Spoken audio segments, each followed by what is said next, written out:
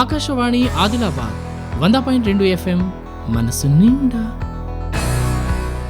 మనతో మాట్లాడడానికి Akashvani Vijayawada station director Sailajarao గారు ఫోన్ లైన్ లో ఉన్నారు. హలో. నమస్కారం మేడం. నమస్కారం అమ్మా. శ్రోతలందరికీ భోగి సంక్రాంతి శుభాకాంక్షలు. ధన్యవాదాలు మేడం. మీకు కూడా శుభాకాంక్షలు మేడం. మీ ప్రాంతంలో జరిగే భోగి పండుగ గురించి చిన్నగా చెప్పండి, తర్వాత అక్కడ చేసుకునే వంటల గురించి ప్రత్యేకించి. ఫస్ట్ యాక్చువల్లీ భోగి పండగ అనగానే మనకి ముందు వచ్చేది ఇదంతా సూర్యుడికి సంబంధించిన పండగ కాబట్టి భోగి రోజు పొద్దున్నే భోగి మంటలు వేయడం అన్నది చాలా ఇంపార్టెంట్. అంటే చలికాలం ఇన్నాళ్ళలో కూడాను ధనుర్మాసం మొత్తం అంతా కూడా చలి మంచు బాగా పడుతూ ఉంటుంది. ఇప్పటి నుంచి ఇంకా సూర్యుడు దిశ మార్చుకుంటాడు, ఉత్తరాయణంలోకి ప్రవేశిస్తాడు కాబట్టి ఇంకా ఎండ ముదురుతుంది. ఈ చలికాలంలో పుచ్చిపోయిన పాడైపోయిన వస్తువులు చాలా ఉంటాయి. అంటే సైంటిఫికల్లీ రీజన్ ఏమో మనం చలికాలంలో చలి కాచుకోవడానికి అన్నట్లుగా ఉంటుంది భోగి మంట. ఫిజికల్ లెవెల్లో చూస్తేనేమో పాడైపోయిన వస్తువులన్నీ కూడా తీసేయడం, అంటే ఎప్పటికప్పుడు ఫిజికల్ గాను మెంటల్ గాను కూడా చెత్తని అక్యుములేట్ చేసుకోకూడదు అన్నది మన పూర్వీకులది. సో అందుకని ఆ మంటలో అవన్నీ వేసేసి కాల్ చేస్తాం అన్నమాట. ప్రశాంతత అనేది వస్తుంది, పాజిటివ్ ఎనర్జీ అనేది ఉంటుంది, పాజిటివ్ ఎనర్జీ కూడా వస్తుంది.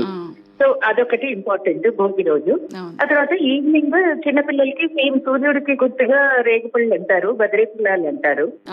సో ఈ పళ్ళతో భోగి పళ్ళతో దిష్టి తీసేస్తారు చిన్నపిల్లలకి.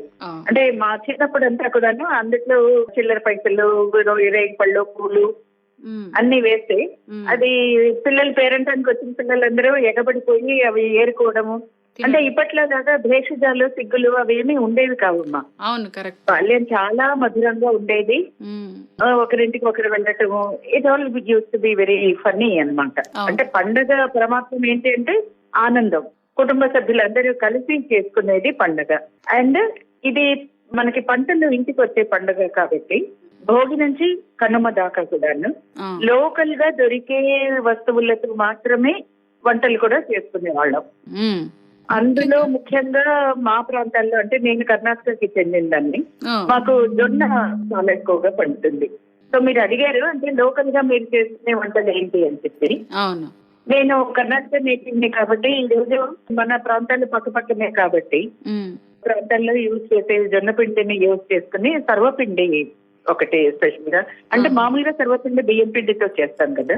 అవును, నేను జొన్న పిండితో కూడా చేస్తాను. దాని విధానం అందులో సర్వపిండి కూడా మనం నార్మల్ గా చాలా ఎక్కువ ఆయిల్ యూజ్ చేసి డీప్ ఫ్రై చేస్తాం కదా.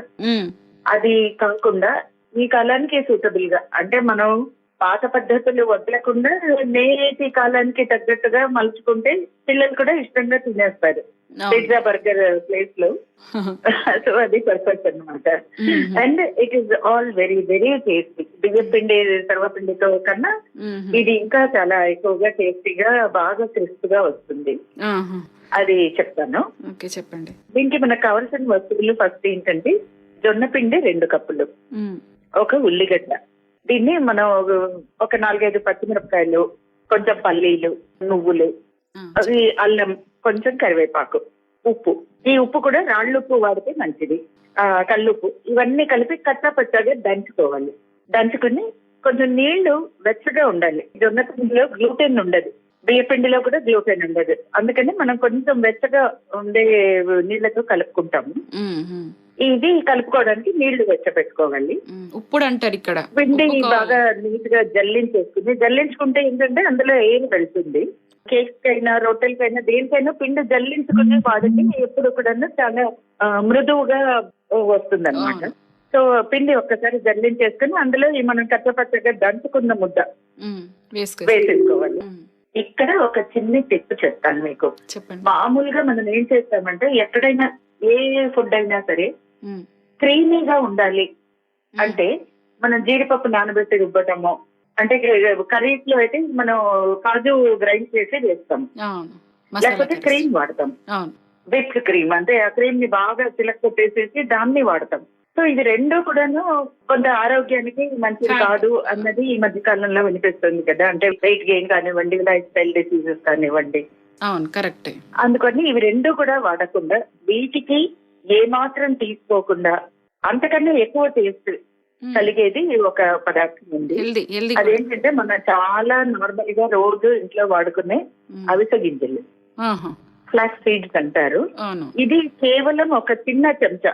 ఇది కొద్దిగా మన నీళ్లు మరగబెట్టుకున్నాం కదా, ఆ మరగబెట్టిన నీళ్ళలో ఈ ఫ్లాక్స్ సీడ్స్ చిన్న హాఫ్ గ్లాస్ అంతా తీసుకుని అందులో నానబెట్టుకుని రుబ్బేసేయాలి. దాన్ని రుబ్బేస్తే బాగా క్రీమ్ గా, అదే టెక్స్చర్ కూడా చూడటానికి క్రీమ్ లాగే ఉంటుంది.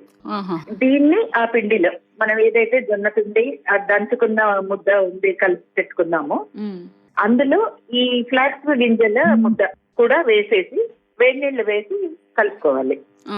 ఒక సాఫ్ట్ ముద్ద, చపాతీ పిండి కన్నా కొంచెం మెత్తగా ఉండేలాగా పిండి చేసుకోవాలి. ఆ తర్వాత ఒక ఐరన్ ప్యాన్ పెట్టుకోండి.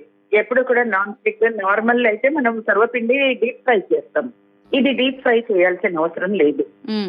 ఇనుప పెనం కనుక వాడామంటే బాగా థిక్ గా ఉంటుంది, అంటే మందంగా ఉంటుంది కాబట్టి బాగా కాలుతుంది, బాగా కరకరలాడుతుంది కూడా సర్వపిండి.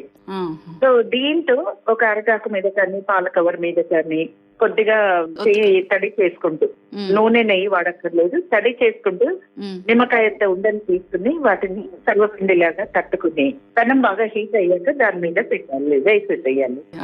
వేసిన తర్వాత చపాతీ లాగే కాల్చుకోవాలి. పైన కొద్దిగా చాలా కొద్దిగా బ్రష్ ఉపయోగించి ఆయిల్ బ్రష్ చేస్తే చాలు. దాంతో బాగా కరకరలాడే సర్వపిండి తయారవుతుంది. దీన్ని మేము మామూలుగా ఎలాగంటే కొంచెం పచ్చిమిరపకాయలు కూడా దాంతో పాటు వేయిస్తాం సపరేట్ గా. అందులో దంచి వేయడమే కాకుండా పక్కన వేయించుకుంటాము. ఆ పచ్చిమిరపకాయలతోనూ తర్వాత కొంచెం చింతకాయ తొక్కు, ఇది కాంబినేషన్ అన్నమాట. సర్వపిండికి మేము యూజ్ చేసే కాంబినేషన్ చింతకాయ తొక్కు, పచ్చిమిరపకాయ. నోరూరిపోతుంది మేడం మీరు చెప్తా ఉంటే. చాలా గుమగుమలాడుతూ కరకరలాడుతూ చాలా హెల్దీగా, అంటే మనం ఎన్ని తిన్నా కడుపుకి ప్రాబ్లం ఉండదు ఒకటి. రెండోది ఆయిల్ నెయ్యి మనం ఏది అందులో వాడం కాబట్టి వెరీ వెరీ హెల్దీ కూడా. అండ్ బియ్యం పిండి కన్నా జొన్న పిండి అంటే మిల్లెట్స్ కాబట్టి దానిలో జొన్న పిండిలో ఉన్నటువంటి మంచి గుణాలన్నీ. దీనికి ఇంకొక అడిక్షన్ మనం ఏంటంటే ఈ కాలంలో బాగా ఎక్కువగా ఆకుకూరలు వస్తాయి కాబట్టి మీకు ఆ టేస్ట్ నచ్చితే కొంచెం మెంతి కూర కూడా కట్ చేసి వేసుకుంటే ఇంకా అడిషనల్ ఫ్లేవర్ఫుల్ గా ఉంటుంది. ఫ్లేవర్ ఉంటుంది. ఇంకా మెంతి కూడా సర్వపిండి చాలా బాగా ఉంది. మీరు చెప్పిన వంటకం, మీరు మాతో సమయం ఇచ్చి మాట్లాడినందుకు కూడా ధన్యవాదాలు. Thank you madam. Thank you very much madam. Akashvani Adilabad 100.2 FM మనస్సు నిండా.